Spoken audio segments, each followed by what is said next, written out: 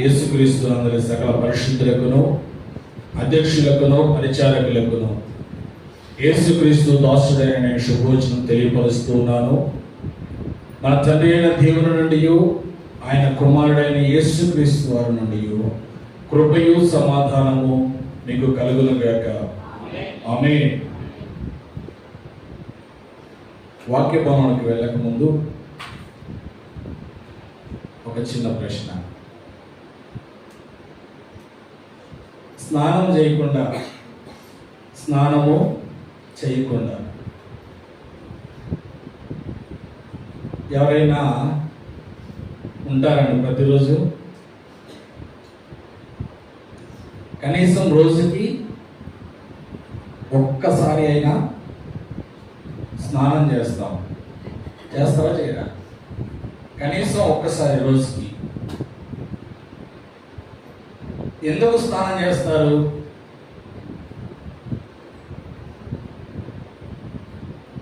శరీరం నుంచి వచ్చే దుర్గంధాన్ని పోగొట్టుకోవడానికి, శరీరం పైన ఉన్న మాలిన్యాన్ని తొలగించుకోవడానికి. లేదు నేను నెలకొకసారి స్నానం చేస్తానేవారు ఎవరైనా ఉన్నారా? లేదు నేను సంవత్సరానికి ఒకసారి స్నానం చేస్తానేవారు ఉన్నారా? ప్రతి దినము కూడా స్నానం చేస్తారు.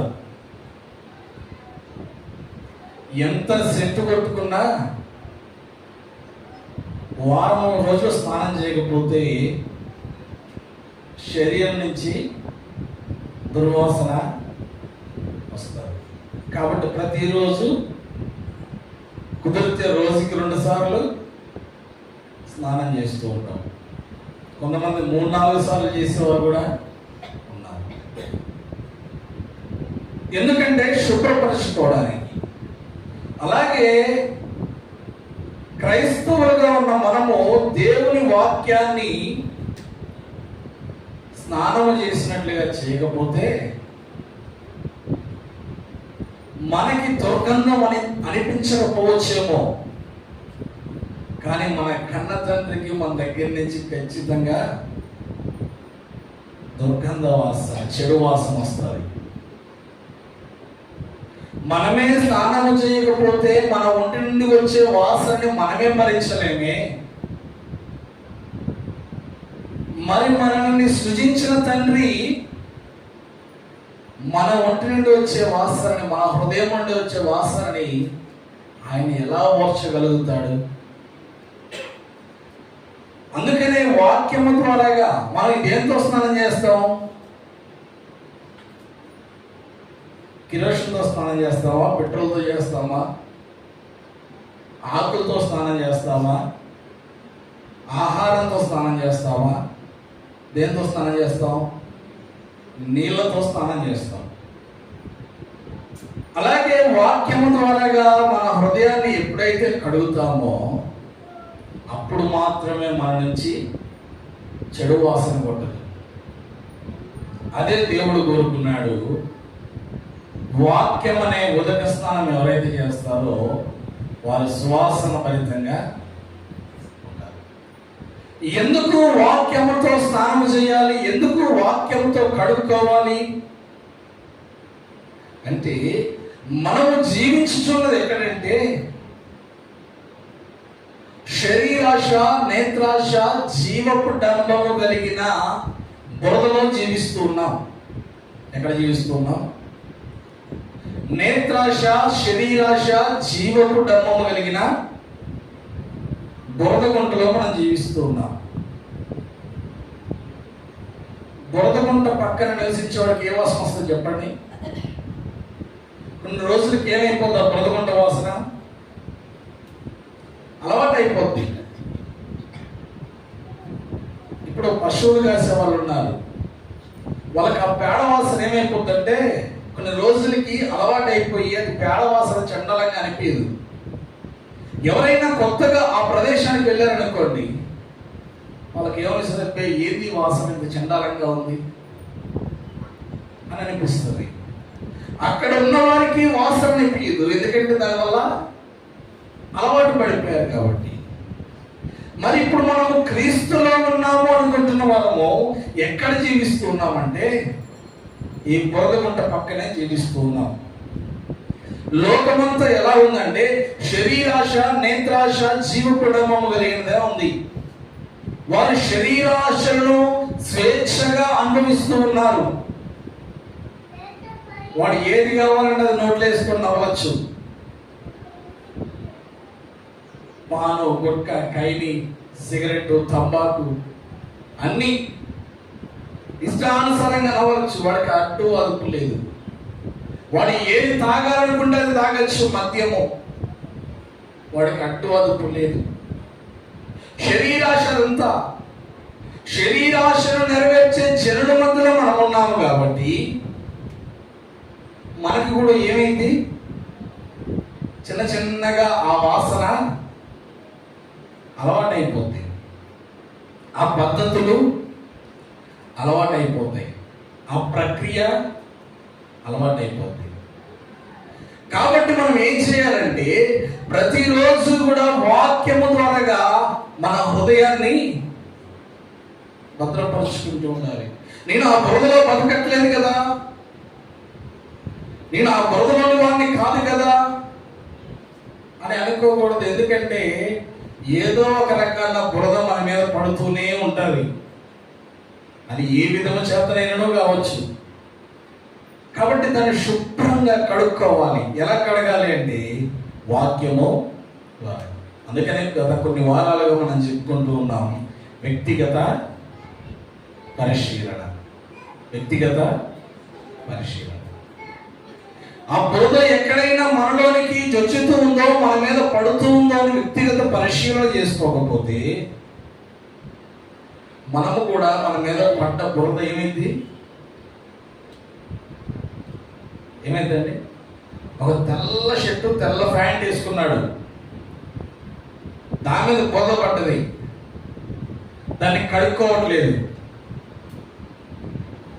బట్టలు తింటారు కాబట్టి ఆడవాళ్ళకి బాగా తెలుసు. ఎక్కువ రోజు మరకలు బట్టల పైన ఉన్నాయనుకోండి, ఏమైంది? ఆ మరకలు ఉంటేనే నీటిలో ముంచి లేకుండా మరకలు వదిలిపోతాయి కదా.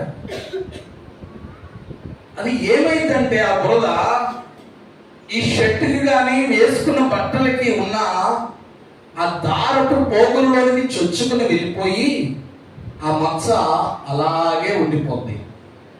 ఎప్పుడు పడ్డ వెమ్మటే కడుక్కోకపోతే. అలాగే ఈ బురద గుంటైన ఈ లోకము చుట్టూ మన చుట్టూ ఉంది కాబట్టి మనం ఎప్పటికప్పుడు కడుక్కోకపోతే అది కూడా మన హృదయంలో చొచ్చి అక్కడే ఉండి ఏదో ఒక దినాన బయటపడింది. ఎలా బయటపడింది అంటే బైబిల్ గ్రంథంలో ఒక సందర్భాన్ని ఆలోచన చేద్దాం. 2వ రాజుల గ్రంథము 5వ అధ్యాయం 26వ వచనం. 2వ రాజుల గ్రంథము 5వ అధ్యాయం 26వ వచనం. అంతటా ఎలీషా వారితో, ఆ మనుష్యుడు తన రథము దిగి నేను ఎదుర్కొన్నట్టు తిరిగి వచ్చినప్పుడు నా మనస్సు నీతో కూడా రాలేదా? ద్రవ్యమును, వస్త్రములను, ఒలీవ చెట్ల తోటలను, ద్రాక్ష తోటలను, గొర్రెలను, ఎడ్లను, దాసదాసీలను సంపాదించుకున్నటకు ఇది సమయమా? కాబట్టి నయమానునకు కలిగిన కుష్టు నీకును నీ సంతతికి సర్వకాలము అంటియుండును అని చెప్పగా వాడు మంచు వలె తెల్లనైన కుష్ఠము కలిగి ఎలీషా ఎదుట నుండి బయటికి వెళ్ళాడు. ఈ సందర్భము ఇంతకుముందు అనేక మార్లు మనం విని ఉన్నాము. మీలో చాలా మందికి అవగాహన ఉంది ఈ సందర్భం గురించి. మరి ఒకసారి ధ్యానం చేద్దాం. సిరియా దేశపు సైన్యాధిపతి, సిరియా దేశపు సైన్యాధిపతికి ఒక రోగం ఉంది. ఆ రోగం ఏంటంటే కుష్టు రోగం. ఆ సైన్యాధిపతి ఎవడంటే అన్యుడు, అన్య ఆరాధన చేసేవాడు. ఆ వ్యక్తి అనేక రాజ్యాల పైన దండెత్తి అనేక మంది పైన విజయాన్ని పొందుకున్నాడు, కానీ తన శరీరంలో ఉన్న రోగానికి మాత్రము మందు కనిపెట్టలేకపోతున్నాడు. తన శరీరంలో ఉన్న రోగానికి మందు దొరకట్లేదు. ఆ కుష్టి వ్యాధికి ఔషధము దొరకట్లేదు. ఆ కుష్టి వ్యాధితో బాధపడుతున్నాడు. అతని పేరు నయమాను. ఆ వ్యక్తి ఒకనొక దినమున ఇశ్రాయేలు పైన దండెత్తి, దేవుని రాజ్యం, పిల్లల రాజ్యం పైన దండెత్తి, అక్కడ నుంచి కొంతమందిని చెరపట్టుకుని వెళ్ళి తమ గృహాలలో పనివారిగా పెట్టుకున్నాడు. అందులో ఒక చిన్న పిల్లని తీసుకెళ్లి తన ఇంట్లో పనికి పెట్టుకున్నాడు. ఆ చిన్నపిల్ల ఎవరంటే దేవుని వాక్యము తెలిసి, సేవకుని యొక్క విలువ తెలిసినటువంటి చిన్నది.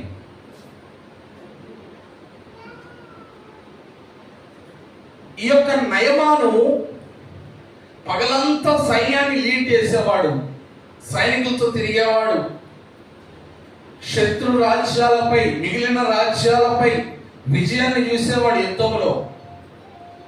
ఇంటికి వచ్చిన తర్వాత బాధపడేవాడు. దేని గురించి? తనకున్న రోగముల గురించి.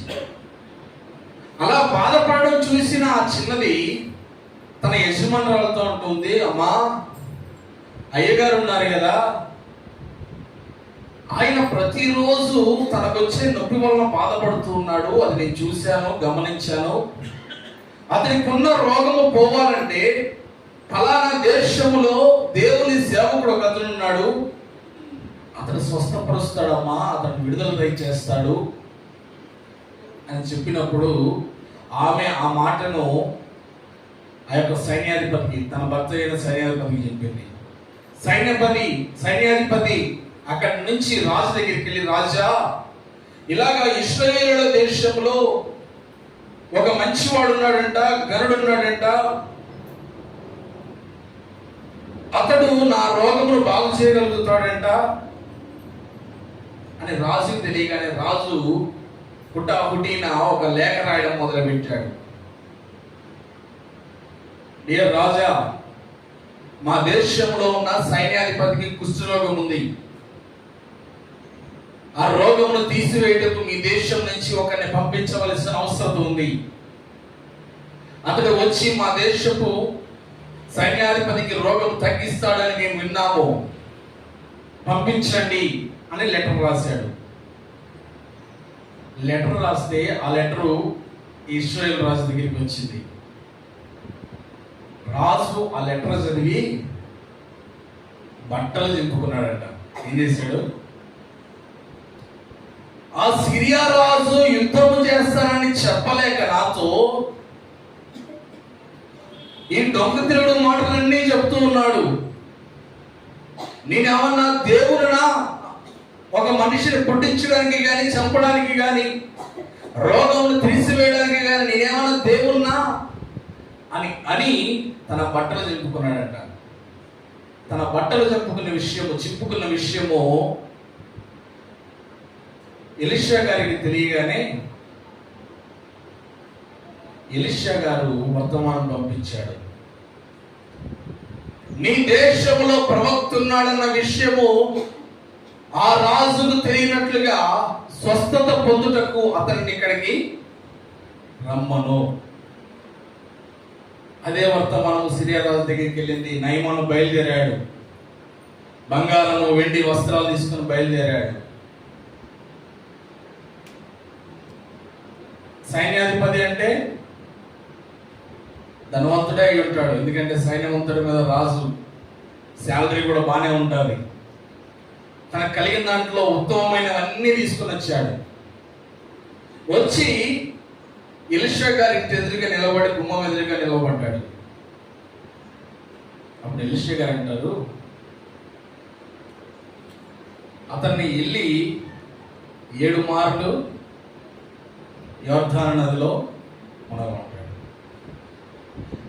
ఈ యొక్క సైన్యాధిపతి ఏమని ఆలోచన చేశాడంటే, నేను సిరియా సైన్యం అంతటిపై అధిపతిని కదా, సిరియా సైన్యం అంతటి మీద అధిపతిని కదా, దైవ సేవకుడు వచ్చి నాకు ఎక్కడైతే రోగం ఉందో అక్కడ చేపెట్టి ప్రార్థన చేసి దాని నుంచి నన్ను విడిపిస్తాడు. అంటే ఒక అధికారం వస్తే సేవకుడు ఈ మాత్రం కూడా చేయలేడా, బయటికి రాలేడా? నా అధికారంలో ఉన్న పవర్ ఆయనకి తెలుస్తుంది అని అనుకున్నాడు. కానీ దేవుని సేవకుడు మాత్రం అక్కడే ఉండి, ఇంట్లోనే ఉండి ఏమంటాడంటే, వెళ్ళి మునుగు అని చెప్పాడు. తన సేవకులతో చెప్పి పంపించాడు. మనోడు కోపం వచ్చింది. నేను సిరియా రాజ్యానికి అధిపతినే, మీ మీద ఒకసారి దండెత్తి వచ్చి యుద్ధానికి వచ్చి మీ వారిలో కొంతమందిని చెరపట్టుకొని పోయినప్పుడు మీలో ఏ ఒక్కడు కూడా నన్ను ఆపే ధైర్యం చేయలేకపోయారే.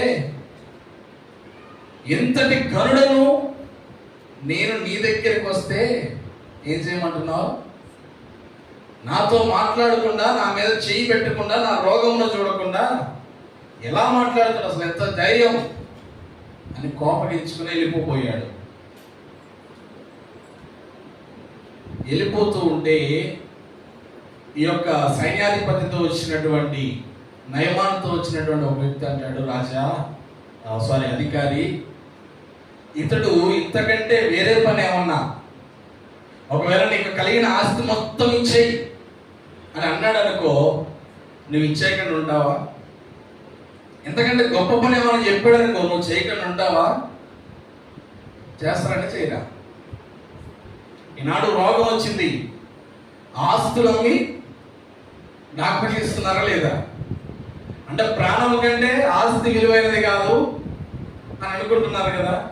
అదే విషయము అక్కడ ఆ వ్యక్తి నయమానుతో చెప్తూ ఉన్నాడు, చేయవా అని అన్నప్పుడు నయమాను తన మనస్సు మార్చుకుని వెళ్ళి 7 మార్లు మునగగా అతని యొక్క శరీరము ఎలా మారిపోయిందంట? పసిపిల్లవాని శరీరం వలె మారిపోయింది. ఒకసారి ఆ మాట చదువుదామా? అతడు పోయి దైవజనుడు చెప్పినట్లు ఏం చేశాడంట? ఎవరు చెప్పినట్టు? దైవజనుడు చెప్పినట్టు యోర్దాను నదిలో 7 మార్లు మునగగా అతని దేహము పసిపిల్లల దేహము వలనే అతడు శుద్ధుడాయను.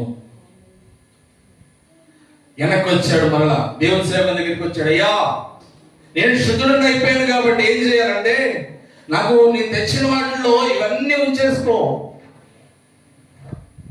ఇవన్నీ నీకు ఇద్దామని తెచ్చాను, బంగారం ఉంది, వెండి ఉంది, వస్త్రాలు ఉన్నాయి, ఇవన్నీ నీకోసమే తెచ్చాను, ఉంచుకో అంటే దేవుని సేవకుడు అంటాడు, అవేవి కూడా నాకు వద్దు, అవేవి కూడా నాకు అవసరం లేదు. దాని తర్వాత అతడు వినదికి వెళ్ళిపోతూ ఉంటాడు. అక్కడి నుంచి నయమాను వెళ్ళిపోతూ ఉంటే అక్కడ అసలు సందర్భం ప్రారంభమైంది. అతను కొంత దూరం వెళ్ళిన తర్వాత ఈ యొక్క ఎలీషా గారి యొక్క శిష్యులలో ఒకడైనటువంటి గెహాజీ అనే అతను ఆ నయమాను వెనకాల పరిగెట్టుకుంటూ వెళ్తూ ఉంటే ఆ నయమాను ఇతన్ని చూసి, గెహాజీని చూసి గుర్రం దిగి వస్తాడంట. గుర్రం దిగి వస్తాడు. వచ్చిన తర్వాత అంతా క్షేమమేనా అంటే క్షేమమే అంటాడు గెహాజీ. ఎందుకు వచ్చావంటే అక్కడ చెప్తాడు, మా సేవకుడు ఉన్నాడే, మా సేవకుడు ఇందాక నీ దగ్గర ఏం తీసుకోలేదు, కానీ నీ దగ్గర తీసుకున్నట్టుకు ఇప్పుడు నన్ను పంపించాడు. ఎందుకంటే ఎఫ్రాయిము ప్రదేశం నుండి 2 యవ్వనులు వచ్చారు. వారికి ఆహారం కోసము, వారికి బట్టల కోసము నా సేవకుడు నన్ను పంపించాడు అని చెప్పి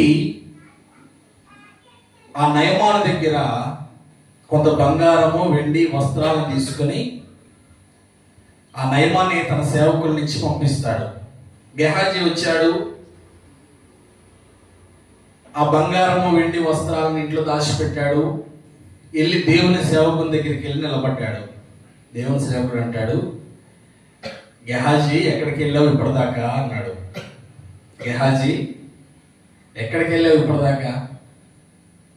నేను ఏడకెళ్ళలేదయ్యా, ఏడే ఉన్నా, అగో వెనకాలే ఉన్నా. నేనెక్కడికి వెళ్ళా? నేను ఎక్కడికి వెళ్ళలేదు కదా అని అంటే అప్పుడు అంటాడు, ఇది బంగారము వెండి విలువైన వస్తువులు పంటలు పొలాలు సమకూర్చుకునే సమయం కాదు. నీవు నన్ను మోసపరచట్లేదు. ఎవరిని మోసపరుస్తున్నావు అంటే సర్వాధికారిని మోసపరుస్తూ ఉన్నావు.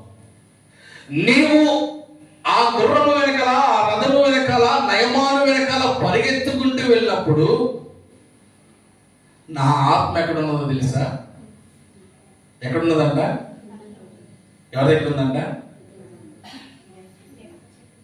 గెహాజీ వెనకాలే ఉందంట. గెహాజీ దగ్గరే ఉంది.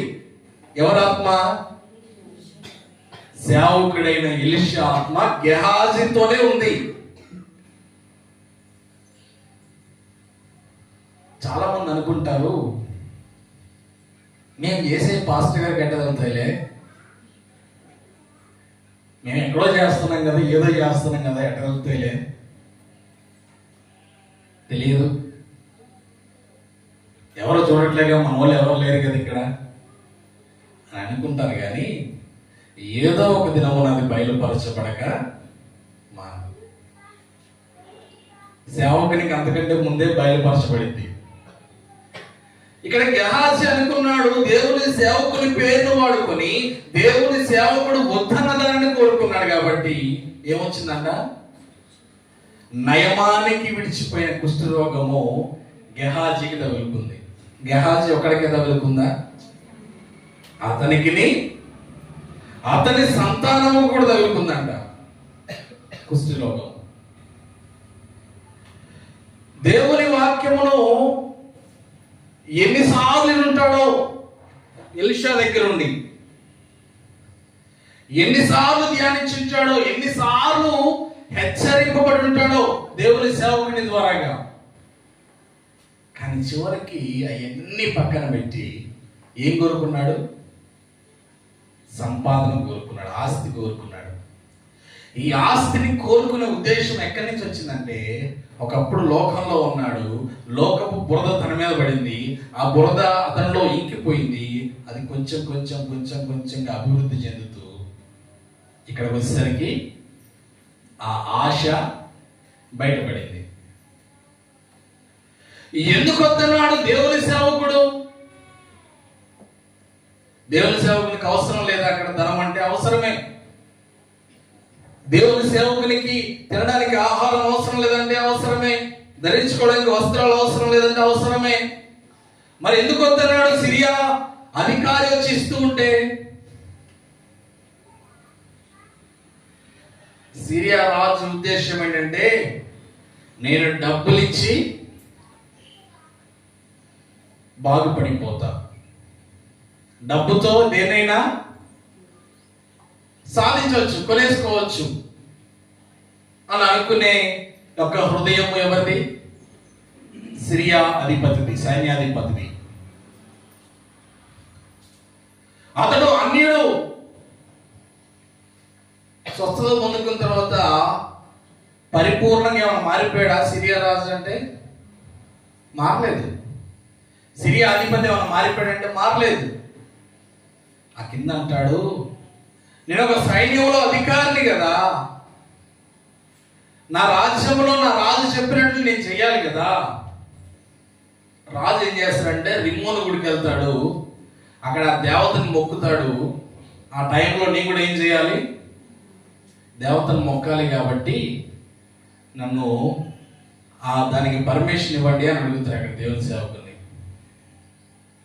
అంటే ఈ యొక్క నయమాను యొక్క హృదయము ఎలీషా ప్రవక్త గారికి ముందే తెలుసు, సేవకుడికి ముందే తెలుసు. ఒకవేళ ఒక టైం వచ్చింది, ఒక దేవుని జనాంగం వెళ్ళి, ఇదిగో నయమాను, నిన్ను దేవుడు స్వస్థపరిచాడు కదా, ఆయనకు అనుగుణంగా నువ్వు నడుస్తూ ఉన్నావా, ఆయనకి ఇష్టానుసారంగా నువ్వు ఉంటూ ఉన్నావా, ఎందుకు ఉండలేకపోతూ ఉన్నావు, ఆయన స్వస్థపరచగల సమర్థన నీకు తెలుసు కదా అని అంటే, నయమాన్ ఏమంటారు తెలుసా? అన్నిలు ఏమంటారు తెలుసా? దేవుని విడిచిపెట్టిన వారు ఏమంటారు తెలుసా? ఆయన స్వస్థపరిచాడు కాబట్టి మేమేం చేసాము? డబ్బులు ఇచ్చాం. ఆయన స్వస్థపరిచాడు కాబట్టి చెల్లు హాస్పిటల్కి పోయాం, డాక్టర్ చూశాడు, మందులు ఇచ్చాడు, దానివల్ల తగ్గింది, మేము డబ్బులు ఇచ్చాం కాబట్టి ఆయన ట్రీట్మెంట్ చేశాడు అని ఎవరంటారు? అన్యుడు అంటాడు ఖచ్చితంగా, దేవుని విడిచిపోయినోడు అంటాడు. అదే విషయము నయమాను కూడా అంటాడని దేవుని సేవకుడు అన్నాడు, ఇదిగో నా దేశంలో దేవుని యొక్క శక్తి ఉంది, నా ప్రజలలో దేవుని యొక్క శక్తి ఉంది, నాలో దేవుని యొక్క ఆత్మ నివసిస్తుంది, నీవు స్వస్థత చేయడానికి దేవుని యొక్క సేవకుడి దేశంలో, ఈ ప్రదేశంలో ఉన్నాడని నీవు తెలుసుకున్నట్టు నేను ఇక్కడ ఉన్నాను, నీవు ఉచితముగా స్వస్థతను పొందుకుంటావు. ఈనాడు అనేక మంది కూడా చర్చిలు కట్టినప్పుడు, ఏమన్నా చేసేటప్పుడు, ఇంకేమన్నా కార్యక్రమాలు చేసేటప్పుడు ఎవరి దగ్గరికి వెళ్ళి అడుగుతారంటే అన్యుల దగ్గరికి వెళ్ళి అడుగుతారు. ఎవరి దగ్గరికి? అన్యుల దగ్గరికి. దేవుని వాక్యం సెలవిస్తుంది, ఎవరి దగ్గర తీసుకోవాలి? ఇక్కడ స్వస్థత కలిగినను నయమాను దగ్గర ఎలీషా ప్రవక్త తీసుకోలేదు.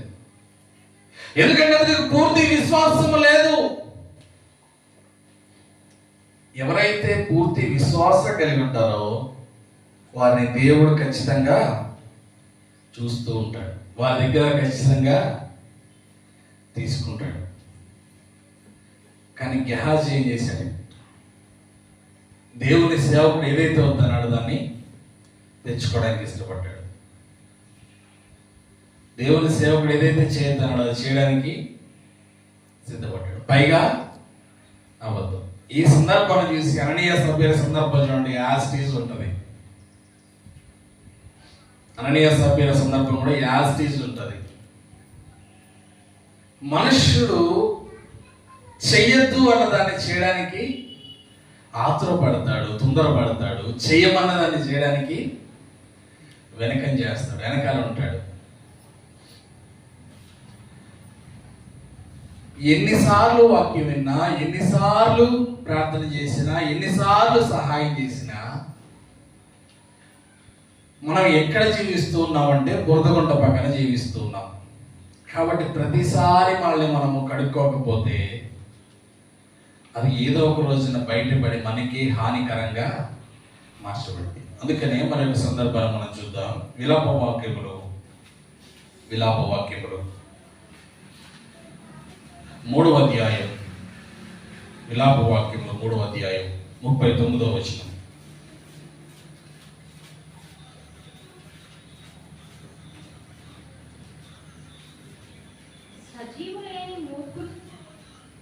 సజీవులు లేన మూర్ఖులు నరులు తమ పాప శిక్షను బట్టి ఎలా మూర్ఖులు? మన మార్గములను పరిశోధించి తెలుసుకొని మనము యెహోవా తట్టు తిరగదము, ఆకాశమందున దేవుని తట్టు మన హృదయమును, మన చేతులను ఎత్తుకొందుము. మేము తిరుగుబాటు చేసిన వారిని రోగులము, నీవు మమ్మల్ని క్షమింపలేదు. కోపము ధరించుకున్న వాడివై నీవు మమ్మల్ని తరుముచున్నావు, దయతలచక మమ్మల్ని చంపుచున్నావు. మా ప్రార్థన నీ యొద్ద చేరకుండా నీవు మేఘము చేత నిన్ను కప్పుకొని ఉన్నావు. జనముల మధ్య మమ్మను మస్తుగాను చెత్తగాను పెట్టి ఉన్నావు. మా శత్రువులందరూ మమ్మల్ని చూసి ఎగతాళి చేసేగరు. భయమును గుంటయు పాడును నాశనమును మాకు తక్కసిస్తున్నవి. నా జనులకు కలిగిన నాశనమును నేను చూడగా నా కన్నీరు ఏరులై పాడుచున్నది. యెహోవా దృష్టి నుంచి ఆకాశము నుండి చూచు వరకు నా కన్నీరు ఎడతెగక కారుచుండెను. నా పట్టణపు కుమార్తెని అందరినీ చూచు నేను దుఃఖాకాంతుడనైతిని. ఒకడి పక్షిని తరుమునట్లు శత్రువు నిర్మితముగా నన్ను వెన్ను వెంట తరుముదురు. వారి చెరసాలలో నా ప్రాణము తీసివేసిరి, నా పైన రాయి ఉంచిరి, నీళ్లు నా తల మీదుగా పారెను. నాశనమైతిని నేను అనుకుంటుని. యెహోవా అగాధమైన బందీ గృహంలో నుండి నేను నీ నామమును బట్టి మొరలిడగా నీవు నా శబ్దము ఆలకించితివి. ఓకే, చాలండి. ఇక్కడ భక్తుడు మాట్లాడుతూ ఉన్నాడు. అతడు పాపమును గురించి గ్రహించగా అతడి కన్నీరు ఏరులై పారిందంట. ఏం చేసింది? కన్నీరు ఏరులై పారిపోతుంది. మనుష్యుడు తను చేసిన పాపం వలన మూలుగుచూ ఉన్నాడంట. ఏం చేస్తున్నాడు? చేసిన పాపం వలన మూలుగుచూ ఉన్నాడు.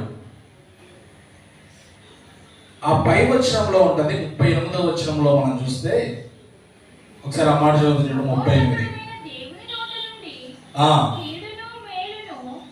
దేవుని నోటి నుండి మేలును కీడును బయలు వెళ్ళును కదా,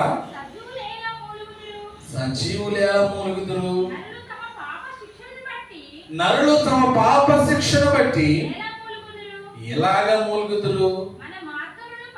సజీవుడైన దేవుని నోటి నుండి మేలును కీడును బయలుదేరుచున్నవి. నరులు ఏం చేస్తున్నారంటే పాపమును బట్టి మూలుగుతూ ఉన్నారు. సజీవులు ఎలాగ మూలుగుతున్నారు? ఎందుకు మూలుగుతున్నారు?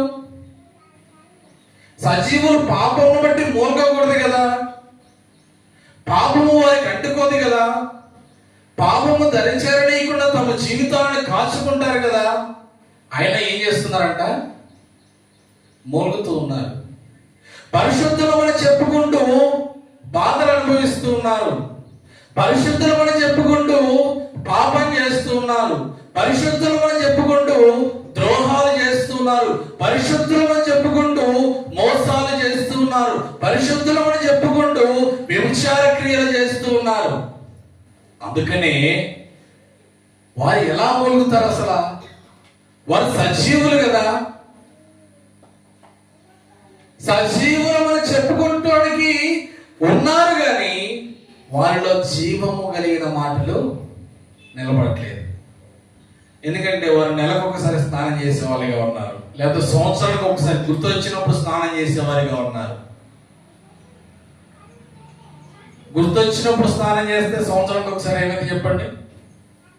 చెడు వాసన కొట్టింది. కానీ బయటికి ఏమని చెప్తాడు? నేను జీవము గల దేవుని సన్నిధిలో ఒక అవయవమునై ఉన్నాను.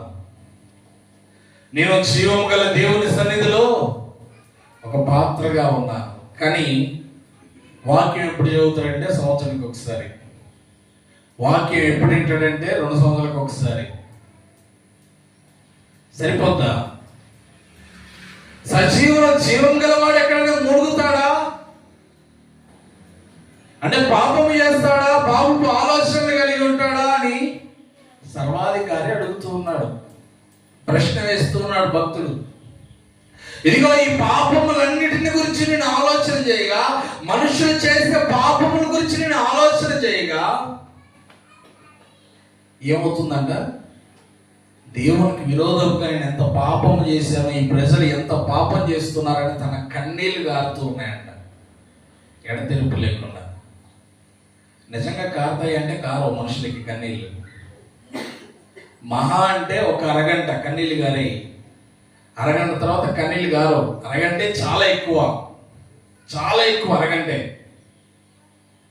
తర్వాత కళ్ళు ఎండిపోతాయి, నీళ్ళు రావు ఇంకా కళ్ళల్లోకి. ఎందుకు దినవంతయుడు నా కన్నీళ్లు నా పడకను తడుపుతూ ఉన్నాయి అంటున్నాడంటే, అతని కన్నీళ్ళంట అతని తలపైగా ఎలా ఉన్నాయంట? ఒక కాలువ బారితో పారుతున్నాయంట. అంతగా నిజంగా వస్తాయి కన్నీళ్ళంటే? రావు. అది అతని బాధ యొక్క లోతును తెలపడానికి రాస్తూ ఉన్నాడు. అంత బాధపడుతూ ఉన్నాడంట భక్తుడు. అయ్యో ప్రజలు పాపం చేస్తూ ఉన్నారే, సజీవులకి ఇది తగదు కదా, ఇది చెయ్యకూడదు కదా, ఇది వినకూడదు కదా, ఇది మాట్లాడకూడదు కదా, ఇది చూడకూడదు కదా, ఇది ఎందుకు ఇలా చేస్తూ ఉన్నారు? అని బాధపడుతూ ప్రలాపిస్తూ ఆ భక్తుడు మాట్లాడుతూ ఉన్నాడు. అయ్యా, నువ్వు సహాయం చేయటకు నీ చెయ్యేమి కొరసకాలేదు కదయ్యా. నువ్వు సహాయం చేసిన దాన్ని మీరు గ్రహించకుండా ఎలా ప్రాప్తిస్తూ ఉన్నది వీళ్ళకి, ఎలా జరుగుతూ ఉన్నది వీళ్ళకి అని భక్తుడు పశ్చాత్తాపడుతూ మాట్లాడుతూ ఉన్నాడు. గెహాజీ అక్కడ పశ్చాత్తాపడలేదు, కానీ ఇక్కడ భక్తుడు ఏం చేస్తున్నాడంటే పశ్చాత్తాపడుతూ ఉన్నాడు. ఎవరైతే పశ్చాత్తాపడి దేవుని వైపు తిరుగుతారో వారు దీర్ఘశాంతము గలవారిగా దేవుడు వారిని మారుస్తారు. అందుకని ఇర్మియా గ్రంథం 32వ అధ్యాయం ఒకసారి చూద్దాం. చూడండి, ఇర్మియా గ్రంథం 32వ అధ్యాయం 27వ వచనం. నేను యెహోవాను సర్వ శరీరులకు దేవుడును, నాకు అసాధ్యమైనది ఏదైనా ఉండునా. కావున యెహోవా ఈ మాట సెలవిచ్చుచున్నాడు, ఇదిగో నేను ఈ పట్టణమును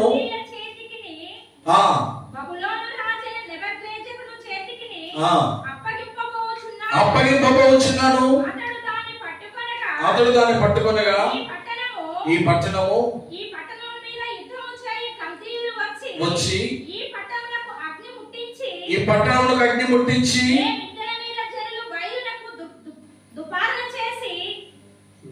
ధూపారాధన చేసి అన్య దేవతలకు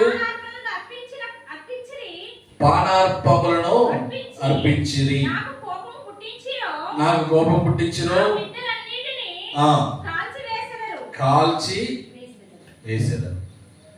ఇక్కడ ప్రజలు ఏం చేస్తున్నారంటే పాపం చేశారంట. పాపం చేసినప్పుడు ఇర్మియా భక్తుడు మాట్లాడుతూ ఉన్నాడు, ఈ ప్రజలు వాళ్ళు చేసిన పాపమును బట్టి దేవుని సేవకుడు ఏడుస్తూ ఉన్నాడంట. వాటన్నిటిని జ్ఞాపకం తెచ్చుకొని ఇందాక విలాప వాక్యాలు చదివాం. అక్కడ భక్తుడు కూడా ఏం చేస్తున్నాడు, ఏడుస్తూ ఉన్నాడు. ఇక్కడ ఇర్మియా భక్తుడు కూడా ఏడుస్తూ ఉన్నాడు, ప్రార్థన చేస్తూ ఉన్నాడు ఏడుస్తూ. ఎందుకంటే వారు చేసిన దోషమును బట్టి అతడు మారు మనస్సు నిమిత్తమై ప్రార్థన చేస్తూ ఉన్నాడు. దేవుడు అన్నాడు, మిమ్మల్ని అన్యజనులకు అప్పగించబోతూ ఉన్నాడు, అన్యజనుల రాజుల చేతికి అప్పగించబోతూ ఉన్నాను. అంతకు ముందు తరాలలో బానిస బతుకు బతికారు. బానిస బతుకు బతికిన తర్వాత దేవుడు అక్కడి నుంచి తీసుకొచ్చి ఒక మంచి ప్రదేశంలో వాళ్ళకి ఇస్తే అక్కడ వారు ఇల్లు కట్టుకున్నారు, మంచిగా ఉన్నారు. మంచిగా ఉన్న తర్వాత వాళ్ళు చేయాల్సిన పని ఏంటి? ఎవరైతే ఆ దేశం నుంచి విడిపించారో ఆయన సర్వాధికారిని వారు ఎరిగి ఉన్నారు కాబట్టి ఏం చేయాలి? ఆయనని మహిమపరచాలి, ఘనపరచాలి. కానీ మీరు ఏం చేశారంటే పక్కన బురదగుంట ఉంటుందిగా, పక్కనే ఉంది శరీరాశ, నేత్రాశ, జీవమరణం, డంబము వెలిగిన బురదగుంట ఉందిగా వీళ్ళ రాజ్యం పక్కన. ఆ రాజ్యంలో వాళ్ళు ఏది చేస్తున్నారో అవన్నీ కూడా చేయడం ప్రారంభించారు. పెద్ద పెద్ద ఇల్లు కట్టుకోనంట, ఇంటి పైన దహన బలులు అర్పిస్తున్నారంట. ఎవరికి? అన్య దేవతలకి. వీరు సైన్యం కలిపితే యెహోవాను మర్చిపోయారు. ఎవరికి అర్పిస్తున్నారంటే అన్య దేవతలకు అర్పిస్తున్నారు. వీరికి ఎవరు అందంగా కనిపిస్తున్నారంటే బురదగుంట్లో బురద రాసుకున్న పందులే అందంగా కనిపిస్తున్నాయి. అవునా కదా? ఈ లోకంలో క్రైస్తవుల కళ్ళకి ఎవరు అందంగా కనిపిస్తారు చెప్పండి?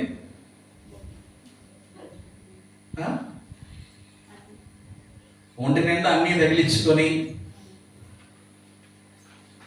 1 కేజీ మేకప్ మొహానికి కొట్టి ఇష్టానుసారంగా లోకంలో తిరుగుతుంటారు చూడండి. వాళ్ళని చూసి ఏమంటారు? అబ్బా ఎంత బాగుందో అమ్మాయి, అబ్బా ఎంత బాగున్నాడు అబ్బాయి. అదే మొహానికి ఏం కొట్టకుండా తగుమాత్రపు వస్త్రాలు వేసుకొని మామూలుగా ఉన్నాడు అనుకోండి, ఎవరైనా మెచ్చుకుంటారా? చాలా తక్కువ మంది, క్రైస్తవులు చాలా తక్కువ మంది మెచ్చుకుంటారు మంచిగా ఉన్నామని. లోకానికి ఏం కావాలంటే అలంకరణ కావాలి, అలంకరించుకోవడం కావాలి. లోకపు మనుషులకి ఏ అందంగా కనిపిస్తుంది అంటే అలంకరించుకున్నది అందంగా కనిపిస్తుంది. ఇక్కడ ఈ ప్రజలకు కూడా అదే అందంగా కనిపించింది, బురదలో ఉన్నదే అందంగా కనిపించింది. ఇశ్రాయేలులో అనేక మంది స్త్రీలు ఉన్నాను, ఈ ప్రజలంట వెళ్ళి అన్ని స్త్రీలను వివాహం చేసుకున్నారంట. ఎవరిని వివాహం చేసుకున్నారు? ఎందుకంటే వారు అలంకరించుకొని అందంగా కనిపిస్తూ ఉన్నారు.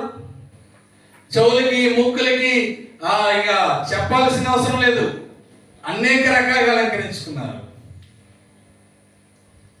చేతులకి ఎంత పాలు పెడతారు, పోలు, అలంకరణ.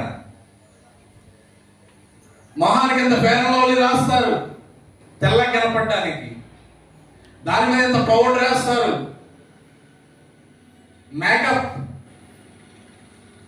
అందంగా కనిపించేసరికి వెళ్ళి పెళ్లి చేసుకున్నారంట.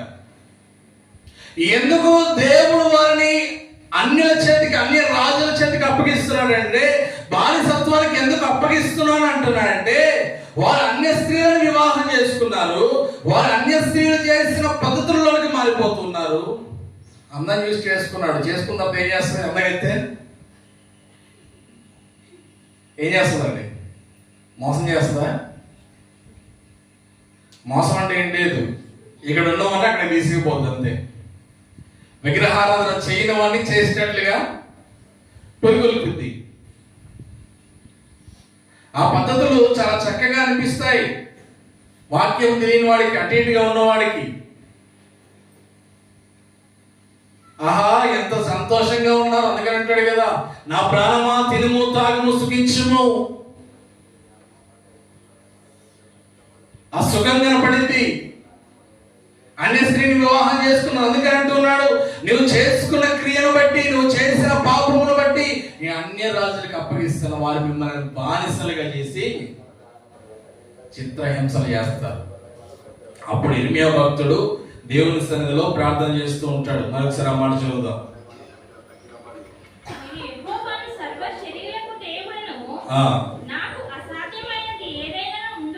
నాకు అసాధ్యమైనది ఏదైనా ఉండునా? 23వ వచనం నుంచి చదువుకుంటే వెళ్దాం. వారు ప్రవేశించి దానిని స్వతంత్రించుకుని, దేనంటే పాలు తేనెలు ప్రవహించి దేశాన్ని స్వతంత్రించుకున్నది, కానీ నీ మాట వినకపోయేది, నీ ధర్మశాస్త్రమును అనుసరింపకపోయేది. వారు చేయవాలని నీవు ఆజ్ఞాపించిన వాటిలో దేనిని చేయకపోయేది కనుక ఈ కీడంతయు వారి మీదకి రప్పించినావు. మొట్టడి దిబ్బలను చూడము, పట్టణమును పట్టుకొనుటకు అవి దానిని సమీపించి ఉన్నవి.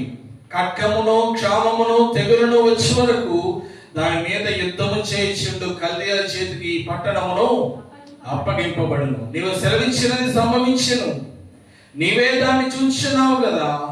ప్రభువు యెహోవా ధనమిచ్చి ఈ పొలమును కొనుక్కొని సాక్షులను పిలుచుకునమని నీవే నాతో సెలవిచ్చితివి. అయితే ఈ పట్టణము కల్దీయుల చేతికి అప్పగింపబడి ఉన్నది. అంతటా యెహోవాకు ఇర్మియాకు ప్రత్యక్షం ఎలా సెలవిచ్చును, నేను యెహోవాను సర్వ శరీరులకు దేవుడు, నాకు అసాధ్యమైనది ఏదైనా ఉండునా? కావున యెహోవా ఈ మాట సెలవిచ్చుచున్నాడు, ఇదిగో నేను ఈ పట్టణమును కల్దీయుల చేతికి, బబులోను రాజైన నెబుకద్నెజరు చేతికి అప్పగింపబోచున్నాను. అతడు దాన్ని పట్టుకొనగా ఈ పట్టణము మీద యుద్ధము చేయి కల్దీయులు వచ్చి ఈ పట్టణము అగ్ని చేత ముట్టడి వేసి ఏ మిద్దెల మీద జనుల పైలకు పానార్పణము చేసి అన్ని దేవతలకు పానార్పణము అర్పించి నాకు కోపం పుట్టించారు, ఆ మిద్దెలన్నింటినీ కాల్చివేయుదురు. ఎలాగనగా ఇశ్రాయేలు వారందరూ యూదా వారును తమ బాల్యము మొదలుకొని నా ఎదుట చెడుతనమే చేయించుచున్నారు.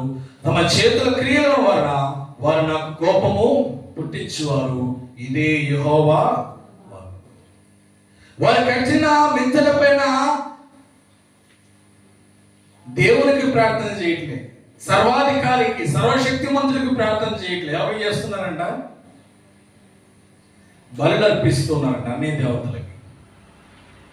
అందుకనే వారిని అప్పగించేస్తాను. ఎప్పుడైతే మారు మనసు కలిగిందో అప్పుడు ఆయన విడుదల దయచేస్తారు. మీరందరూ మారు మనస్సు పొందక ఎప్పుడు చూసినా లోకం వైపే, బురదగుంట వైపే చూస్తూ ఉన్నారు. బురదగుంట అంటే శరీరాశ, నేత్రాశ, జీవపు డమ్మము కలిగిన ప్రజలు. వారి వైపే చూస్తూ ఉన్నారు. అందుకనే దేవుడు గద్దిస్తూ ఉన్నాడు. ఈనాడు మనల్ని గద్దిస్తూ ఉన్నాడు. ఈనాడు మనల్ని కూడా హెచ్చరిస్తూ ఉన్నాడు తన వాక్యం ద్వారా. ఏమనంటే, ఎవరైతే నన్ను వదిలి అటు తిరుగుతారో వాడిని ఏం చేస్తారంట? అన్ని జనుల చేతికి అప్పగిస్తారు. అన్ని జనుల చేతికి అప్పగిస్తే వారు ఏం చేస్తారో తెలుసా? బానిసలుగా చేసుకుంటారు. మనం మంచిగా ఉన్నప్పుడేమో మనతో మంచిగా మాట్లాడి మంచిగా ఉండి, నీకు ఏ కష్టం వచ్చినా పిలువ నన్ను అంటాడు. నీకు ఏ సమస్య వచ్చినా నన్ను పిలువ, నీకు ముందుగా ఉంటా అంటాడు. నిజంగా సమస్య, కష్టము, బాధ వస్తే నువ్వెవరో నాకు తెలియదనే జనాంగంగా ఉంటారు. అందుకనే నరులను ఆశ్రయించుట కంటే యెహోవాను ఆశ్రయించుట. మరి ఒక మాట చూద్దాం.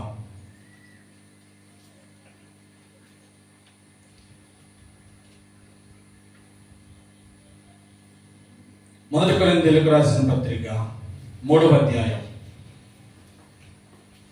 మొదటి కొరింథీయులకు రాసిన పత్రిక 3వ అధ్యాయం 16-17 వచనాలు. మీరు దేవుని ఆలయమై ఉన్నారనియు, దేవుని ఆత్మ మీలో నివసించుచున్నాడనియు మీరు ఎరుగరా? ఎవడైనాను దేవుని ఆలయమును పాడు చేసినట్లా దేవుడు వారిని పాడు చేయడు. మీలో ఎవరున్నారంటే సర్వశక్తిమంతున్నాడు. నాలో ఉన్నవాడు లోకములో ఉన్నవాడి కంటే గొప్పవాడు. కానీ ప్రజలు ఏం చేస్తున్నారంట? దేవుని ఆలయాన్ని పాడు చేయడానికి ఇష్టపడుతున్నారు. గెహాజీ దేనిని పాడు చేశాడు? ఇర్మియా గ్రంథంలో విలాప వాక్యంలో చదువుకున్నాం. అక్కడ ఉన్న ఇశ్రాయేలు ప్రజలు దేనిని పాడు చేశారు? దేవుని ఆలయాన్ని పాడు చేశారు. దేవుని ఆలయంలో పాడు చేయవాడిని దేవుడు ఏం చేస్తాడంట? దేవుని ఆలయం అంటే మనుషుని యొక్క హృదయం, మనుషుని యొక్క శరీరం. ఈ శరీరమును పాడు చేస్తే దేవుడు వారిని, లోకము దేని ద్వారాగా పాడు చేస్తుందంటే విగ్రహారాధన, వ్యభిచారము, నరహత్య, దొంగతనము, ఇక లోకాశలన్నిటిని బట్టి తమ శరీరాన్ని పాడు చేసుకుంటుంది. క్రైస్తవం అని పిలువబడి మనం దేని ద్వారా మన దేవుని ఆలయాన్ని పాడు చేస్తున్నాం?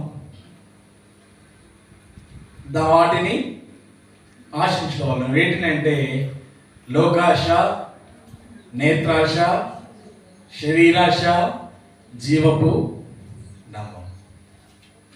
వీటిని ఆశించడం వలన మనము దేన్ని పాడు చేస్తున్నాం? దేవుని ఆలయాన్ని పాడు చేస్తున్నాం. దేవుని ఆజ్ఞను మనం పాటించక, దేవుని ఆజ్ఞలో ఏది పాటించక, మనందరూ తెలిసిన ఆజ్ఞలు ఉన్నాయి. చెప్పండి. ఆనాడు సర్వాధికారి ఇశ్రాయేలుకి ఇచ్చిన ఆజ్ఞలు ఎన్ని? 10. ఈనాడు మనకి ఇచ్చిన ఆజ్ఞలు ఎన్ని తెలుసా? 1035 ఆజ్ఞలు. 1000కి పైనే, 1000కి పైన ఆజ్ఞలు ఇచ్చాడు. 1000 ఆజ్ఞలలో ఎన్ని పాటిస్తూ ఉన్నాం అంటే చాలా తక్కువ. కొన్నే ఇవే పాటించలేకపోతున్నాం. ఈ కొన్నే సరిగ్గా పాటించలేకపోతూ ఉన్నాం. పాటించే ఒక ఆజ్ఞైనా పూర్తిగా పాటించలేకపోతున్నాం. ఒక ఆజ్ఞే పాటించలేకపోతే పరలోకానికి ఎలా వెళ్తాం? సంఘంగా కూడుట మానద్దు అని దేవుని వాక్యం సెలవిస్తూ ఉంది. సంఘంగా కూడుట మానద్దు. ఈరోజు చాలా మంది రాలేదు, మన ఆజ్ఞ అతిక్రమించినట్టేగా. వారు వేరే చోట సంఘంలో పాలు పొందితే పర్వాలేదు, ఎక్కడా పాలు పొందకుండా తమ సొంత పనులనే చేసుకుంటే పాపమే కాదు కాదంటారా? చిన్న చిన్న ఆజ్ఞలు, మనకి తెలిసిన ఆజ్ఞలనే మనం పూర్తిగా చేయలేనప్పుడు దేవుని రాజ్యానికి వారసులు అవ్వాలంటే అది కుదిరే పని కాదు. అందుకని దేవుని వాక్యం సెలవిస్తూ ఉంది, పాప క్షమాపణ నిమిత్తము ఎవరైతే తమ పాపములను ఆయన ఎదుట ఒప్పుకొని మరలా ఆ పాపము చేయకుండా, ఆ పాపం వైపు తిరగకుండా ఎవరైతే నీతిగా ఉంటారో వారిని దేవుడు చూస్తూ ఉన్నాడంటే వారితో దేవుడు నివసిస్తూ ఉన్నాడు. నీ పాదములకు రాయి తగలకుండా, 91వ కీర్తనలో ఉంటుంది కదా, నీ పాదములకు రాయి తగలకుండా తన దూతలను, అదే మాట మరి ఒకసారి చెప్తున్నాడు. ఇందాక చదివిన ఇక్కడ 1 కొరింథీలో, నువ్వు దేవుని ఆలయంను పాడు చేస్తే దేవుడు నిన్ను, దేవుని ఆలయం ఎలా పాడు చేస్తున్నారంటే తినకూడనివన్నీ తింటూ, తాగకూడని తాగుతూ, చూడకూడనివన్నీ చూస్తూ, వినకూడనివన్నీ వింటూ, మాట్లాడకూడనివన్నీ మాట్లాడు. మనుషుని లోపలికి వెళ్ళినది మనుషుని అపవిత్రపరచదు, కానీ మనుషునిలో నుండి బయటికి వచ్చినదే మనుషుని అపవిత్రపరుస్తుంది. ఏంటి ఆ అపవిత్రత అంటే, నోటితో మాట్లాడే ప్రతి మాటకి మనము లెక్క అప్పచెప్పాలి. మాకు లెక్కలు రావంటే కుదరదు, ఆయన ప్రతిదీ తీస్తాడు లెక్క. మనకి మాట్లాడే ఛాన్స్ ఉండదు అక్కడ. ఈ లోకంలో ఏదో మాకంటే చిన్నవాడు కదా, మాకంటే తక్కువ వాడు కదా, నేను ఓ సైన్యం పైన అధికారిని అనుకున్నాడు ఎవరు? నేమాను. వాడు ఎంత గొప్పవాడైనా సేవకుని దగ్గర చిన్నవాడే. వచ్చిన సందర్భాన్ని నేను విన్న సాక్ష్యాన్ని తెలియపరుస్తాను. ఒక సుప్రీంకోర్టు జడ్జి, సుప్రీంకోర్టు ఎక్కడ ఉంటుంది తెలుసా అండి ఎవరికైనా? ఎక్కడ ఉంటుంది? ఢిల్లీలో ఉంటుంది. కోర్టులన్నిటిపైన పెద్ద కోర్టు,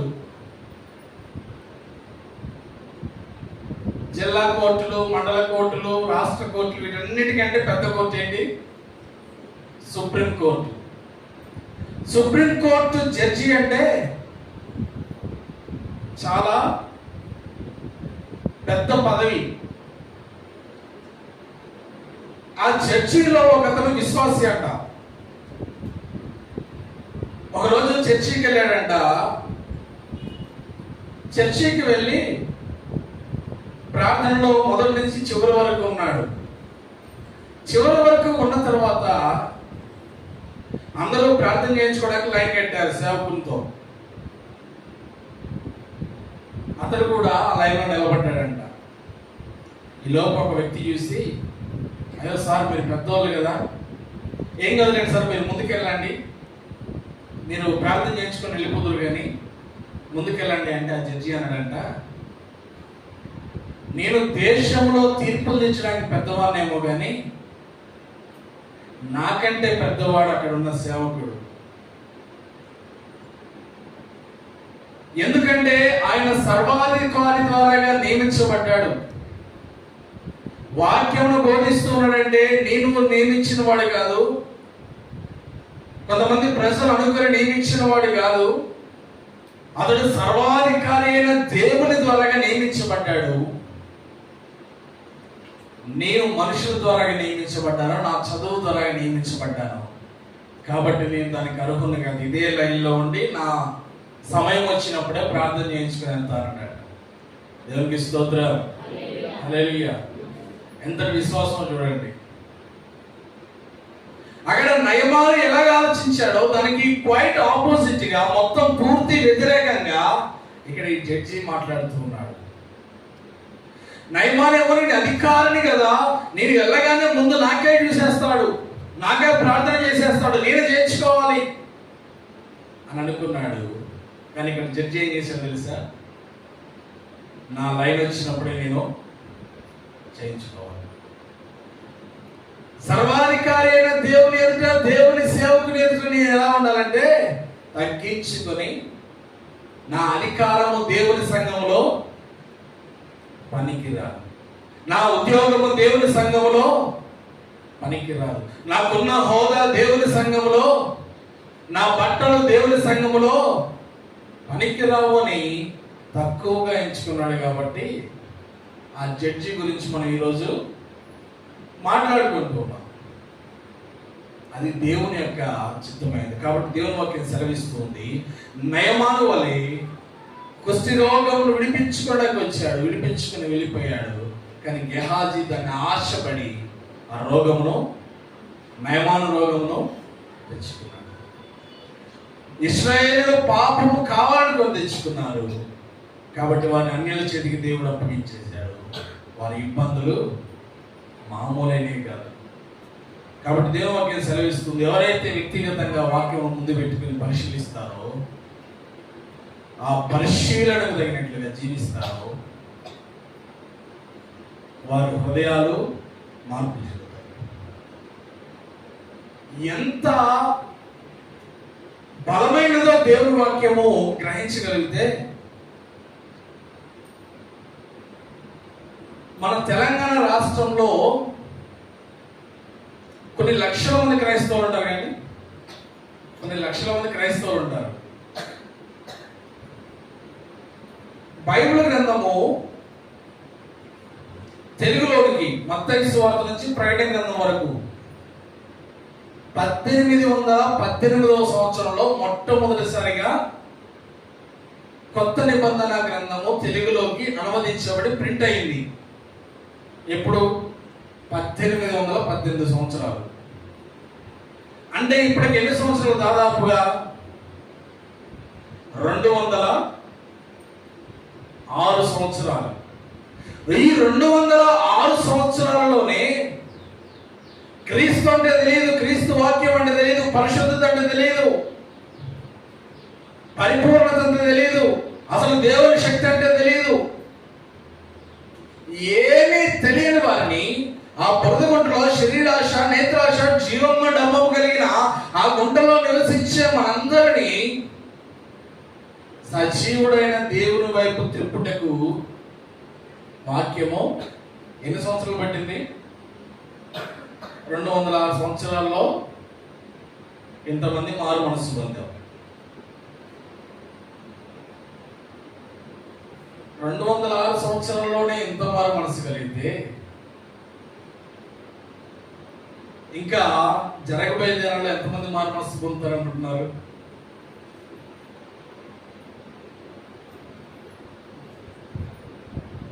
నాకు అర్థమైనంత మటుకు, బైబిల్ గ్రంథాన్ని పరిశీలిస్తున్నప్పుడు నాకు అర్థమైనంత మటుకు, ఇప్పుడు ప్రపంచ జనాభాలో అత్యధికంగా ఎవరున్నారంటే క్రైస్తవులు, దాని తర్వాత ముస్లింలు, దాని తర్వాత బుద్ధిస్టులు, దాని తర్వాత హిందూస్. ఈ 2000 సంవత్సరాలలో ప్రపంచం అంతటిని దేవుని వాక్యం ప్రభావితం చేసింది కదా. ఇక్కడి నుంచి జరగబోయేది ఏంటంటే, ప్రజలు తమ హృదయాలను త్రిప్పుకొని దేవుని వలన స్వస్థత పొందకున్నట్లు వారి హృదయాలను కఠినపరచుకొని వెనుతిరుగుతారంట. తమ హృదయాలను కఠినపరచుకొని వెనుతిరుగుతారు. ఎందుకంటే ఇప్పటి వరకు లోకం ఏం చేసిందంటే పట్టించుకోలేదు. సాధారణ ఏం చేశారంటే బలంగా పనిచేయలేదు. క్రీస్తు రాజ్య వ్యాప్తి ఎప్పుడైతే జరుగుతుందో, ఈ జరుగుతున్న తరుణంలో వాడు కూడా బలంగానే పనిచేస్తాడు. బలంగా పనిచేసినప్పుడు మనం ఎవరి వైపు తిరుగుతాం? ఎలా బలంగా పనిచేస్తాడంటే, క్రైస్తవుల్ని రోగాలకు అప్పగిస్తాడు, క్రైస్తవులని హింసలకు అప్పగిస్తాడు, క్రైస్తవులని బాధలకు అప్పగిస్తాడు, క్రైస్తవులని ఈ లోక ప్రజలకు అప్పగిస్తాడు. అందుకని దేవుని వాక్యం కూడా సెలవిస్తుంది, అనేక మంది అబద్ధ ప్రవక్తలు వస్తారంట. వారు ఎలా వస్తారంటే గొర్రె చర్మము కప్పుకున్న తోడేళ్ళు అని రాయబడి ఉంది. ఎలాంటి వారు? గొర్రె చర్మము కప్పుకున్న తోడేళ్ళు. తోడేళ్ళ గురించి ఒక విషయం చెప్పాలంటే, అడవికి రాజు ఎవరు? సింహం. సింహాన్ని సాధు చేయగలుగుతారంటే చేస్తున్నారు, పెద్ద విషయం ఏం కాదు సింహాన్ని సాధు చేయడం అంటే పెంచుకోవడానికి. కానీ తోడేళ్ళు చూశారు, అది ఒకటి కింద బతకడానికి ఇష్టపడదంట. తోడేళ్ళు ఏం చేయదు, ఒకటి కింద బతకడానికి ఇష్టపడదంట. ఎప్పుడు అది ఎలా ఉండాలంటే సొంతంగా ఉండాలి, సొంత రాజ్యం కావాలి, సొంత మనుషులు కావాలి. అందుకని ఇప్పటి వరకు ప్రపంచంలో ఎందులో కూడా తోడేళ్ళని సాధి చేసినట్లుగా చరిత్ర లేదు. అందుకని దేవుని వాక్యం సెలవిస్తుంది, మనము వాటిని గ్రహించి దేవుని కొరకు బ్రతకాలని, మన వాక్యము ద్వారాగా మన వ్యక్తిగతంగా పరిశీలన చేసుకుంటూ దేవుని వాక్యం, అందుకని దేవుని వాక్యం సెలవిస్తుంది, నీవు దేవుని సంఘంలో పాడు చేసినట్లా ఆయన నిన్ను పాడు చేస్తాడు. మనం ఎందులైనా పాడు చేస్తున్నామో దేవుని సంఘాన్ని గ్రహించి మన జీవితాలను ముందుకు కొనసాగించాలని ఈ కొద్ది వాక్యం దేవుడు దీవించి మన హృదయంలో ఫలింపచేయను గాక. ఆమేన్.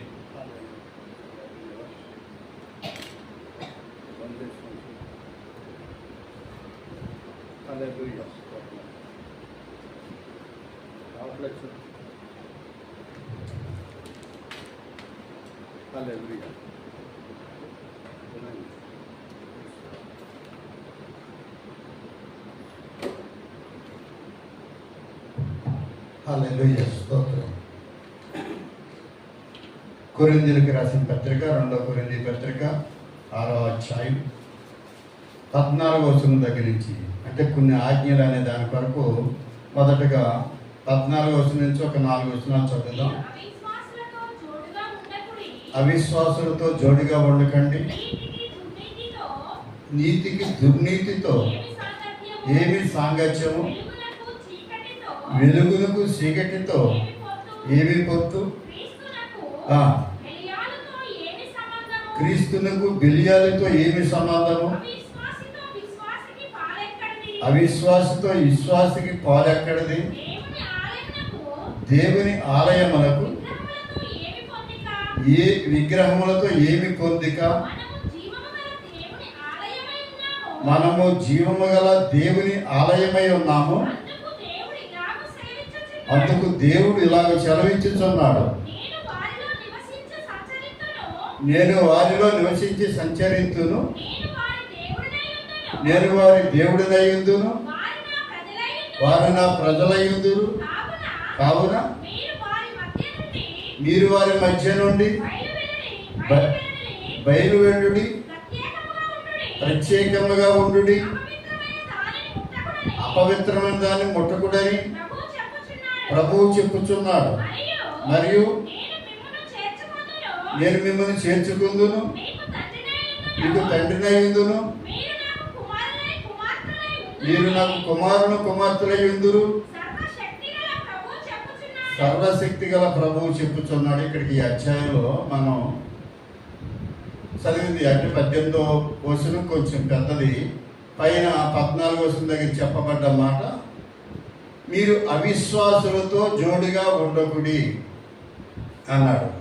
అవిశ్వాసులు ఎవరు, విశ్వాసులు ఎవరంటే నమ్మకంగా జీవించేవారు విశ్వాసులు, ఇష్టానుసారంగా జీవించేవారు ఉన్నారు అవిశ్వాసులు. ఏం కాదులేండి అని చెప్పే సేవకులు ఉన్నారు, వాళ్ళని అబద్ధ ప్రవక్తలు, అబద్ధ బోధకులు అన్నాడు. ఏం కాదులే అని చెప్పేటండి వారు.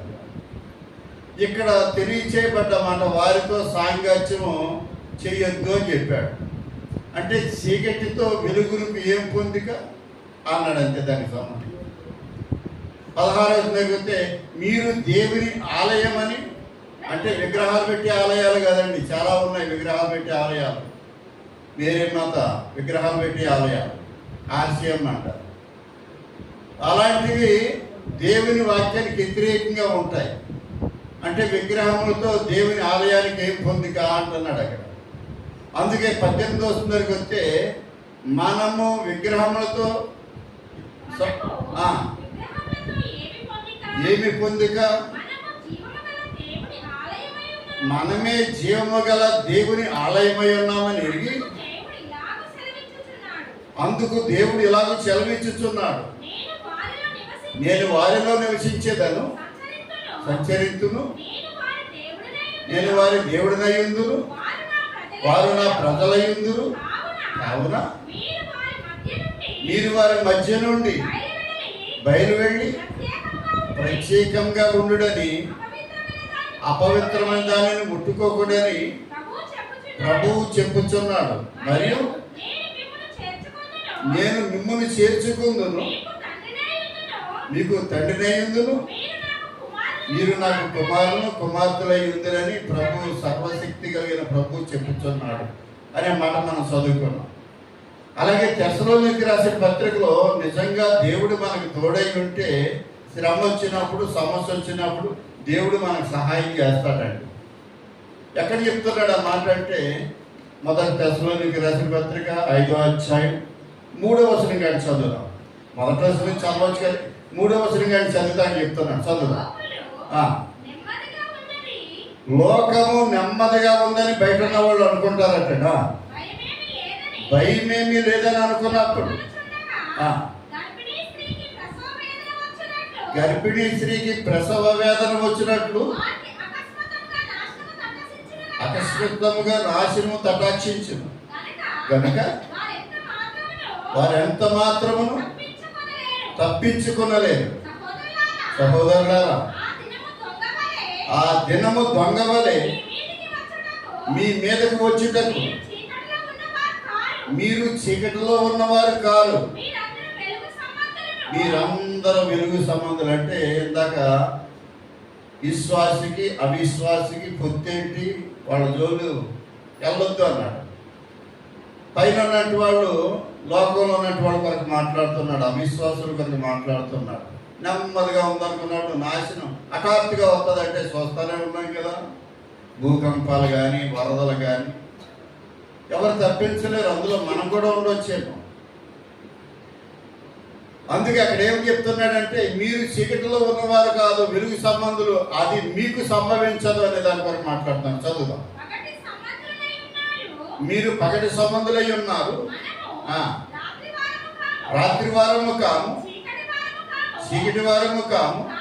కావున ఇతరుల వలె నిద్రపోక మెలకుగా ఉండండి.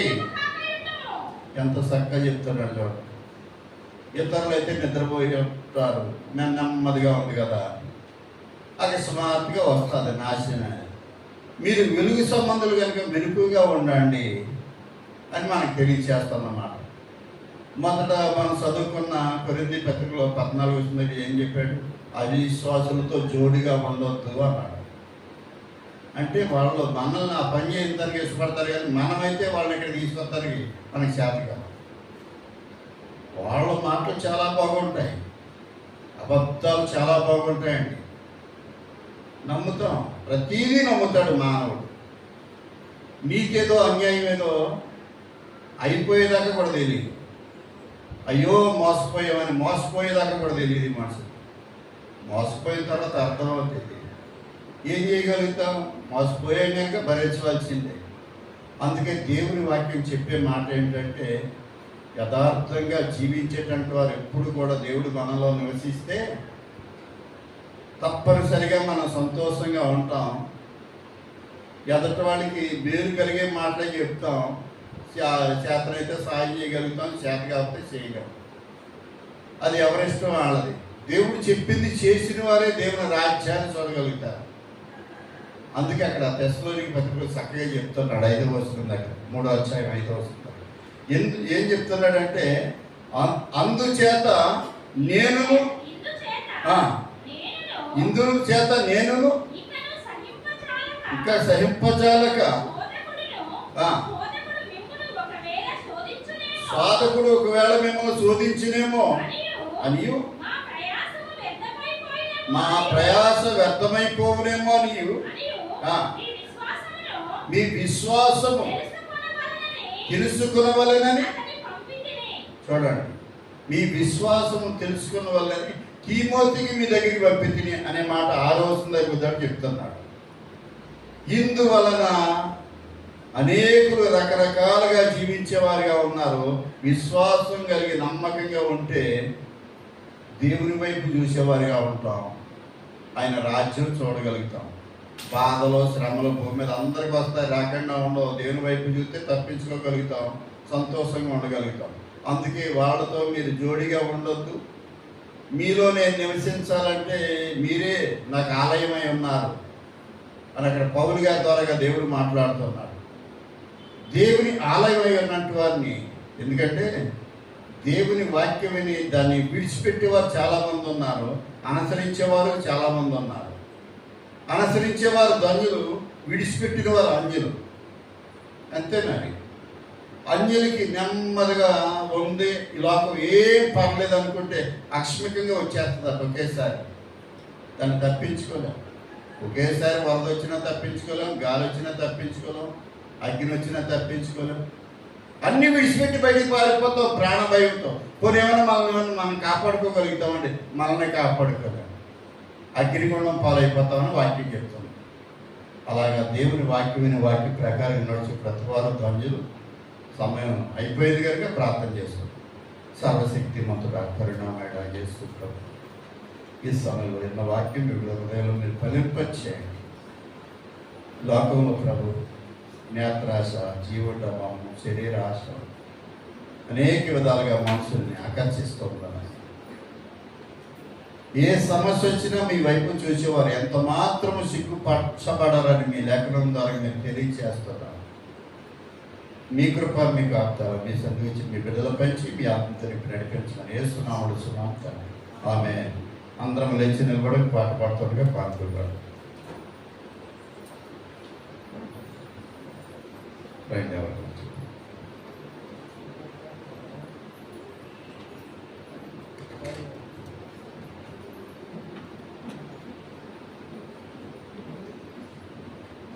హల్లెలూయా. దేవునికి స్తోత్రం. మహోన్నతుడా, నీ కృపలో నేను నివసించుతా, నా జీవిత ధన్యతై ఉన్నది. మహోన్నతుడా, నీ కృపలో